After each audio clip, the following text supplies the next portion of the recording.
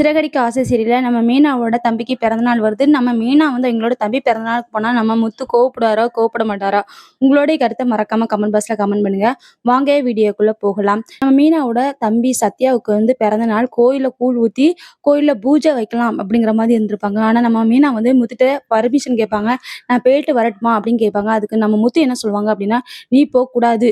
அங்க யாருக்கும் கூழ் ஊத்திட்டும் கூழ் ஊத்தாம இருக்கட்டும். அதை பத்தி பிரச்சனை கிடையாது. நீ போக்கூடாதுன்னா போக்கூடாது அப்படின்னு சொல்லிட்டு கட் அண்ட் ரைட்டா நம்ம மீனாட்ட சொல்லியிருக்காங்க.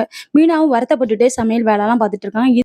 மீனா சோகமா இருக்கிறத பார்த்து ஸ்ருதி வந்து என்னாச்சு மீனா, எதுக்கு ஒரு மாதிரி இருக்கீங்க, என்னாச்சு அப்படின்னு கேட்கவும் நம்ம மீனாவும் மனசுல இருக்கிறத சொல்றாங்க. இல்ல என் தம்பிக்கு இன்னைக்கு பிறந்த நாளே, கோயிலுக்கு போய் பூஜைலாம் வைக்கிறாங்க. ஆனா என் புருஷன் போகக்கூடாதுன்னு சொல்றாங்க. அதான் என்ன பண்ணன்னு தெரியல, அதான் யோசித்துட்டு இருக்கேன் அப்படின்னு சொல்லவும் ஸ்ருதி என்ன சொல்றாங்க அப்படின்னா, நீங்க என்ன முத்துக்கு அடிமையா, வேலைக்காரியா? இல்ல இல்ல, உங்க இஷ்டப்படி நீங்க வாழுங்க, உங்க வாழ்க்கை.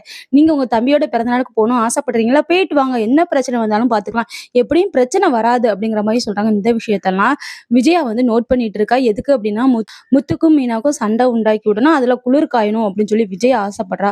அது மட்டும் இல்லாம நம்ம மீனாவுக்கு சத்யா கால் பண்றான். கால் பண்ணி, அக்கா என்ன என்னோட பிறந்த நாளுக்கு வரலையா நீ கோயிலுக்கு அப்படின்னு சொல்லவும், இல்ல தம்பி நான் வரல, உங்க மாமா போகக்கூடாதுன்னு சொல்லிட்டாங்க அப்படின்னு சொல்லுவோம். அவர் யாரு சொல்றதுக்கு வரக்கூடாது வரணும் அப்படின்னு சொல்லிட்டு, அப்ப எனக்கு பிறந்த நாளும் கொண்டாட வேண்டாம், கோயில்ல கூழும் ஊத்த வேண்டாம், பூஜை கீஜை ஒன்றும் தேவையில்லை அப்படின்னு சொல்லி சத்யா கோவப்படுற காரணத்தினால நம்ம மீனா என்ன சொல்றாங்க அப்படின்னா, கோயில்ல இரு நான் வாரேன் அப்படின்னு சொல்லிட்டு நம்ம மீனா என்ன பண்றாங்க அப்படின்னா, ஸ்ருதி சொன்ன காரணத்தினால பெரிய பிரச்சனை எதுவும் வராது அப்படி சொன்ன காரணத்தினாலும் சரி நம்ம புருஷன் நம்மளை புரிஞ்சுக்குவாரு அப்படிங்கிற நினைக்கிற காரணத்தினாலும் நம்ம மீனா என்ன பண்றாங்க அப்படின்னா, தம்பியோட பிறந்தநாள் காண்டி கோயிலுக்கு போவோம் அப்படின்னு சொல்லி கோயில்ல போய் பூஜை பண்றாங்க. அது மட்டும் இல்லாம கோயில்ல கூழும் ஊத்துறாங்க.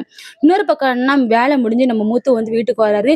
மீனா மீனா அப்படின்னு கூப்பிட்டே வரவும் நம்ம விஜயா என்ன சொல்றாங்க அப்படின்னா, உன்னோடைய காதுக்கு பூ வச்சுட்டு மீனா வந்து வீட்டை விட்டு போயிட்டா, அது தம்பியோட பிறந்த நாளுக்கு கோயில்ல கூழ் ஊத்துறாங்களாமே, அதுக்கு போயிட்டா அப்படின்னு சொல்றாங்க.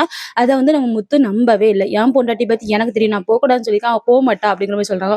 ஓ அப்படியே, அப்ப நான் போய் சொல்றேன், உன் காதுல நல்ல பெரிய பூவாவே வச்சுட்டா, நீ வேணா கோயில்ல போய் பாரு, சத்யாவோட பிறந்த நாளுக்கு கோயில்ல கூழ் ஊத்திட்டு இருப்பா அப்படிங்கிற மாதிரி சொல்றாங்க.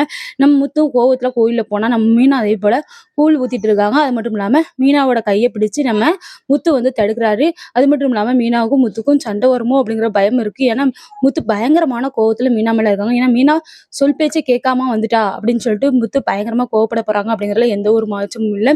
மீனாவுக்கும் முத்துக்கும் சண்டை வந்து ரெண்டு பேரும் பிரிஞ்சிடக்கூடாது அப்படின்னு நான் நினைக்கிறேன். நீங்க என்ன நினைக்கீங்க? உங்களுடைய கருத்தை மறக்காம கமெண்ட் பாக்ஸ்ல கமெண்ட் பண்ணுங்க ஃப்ரெண்ட்ஸ்.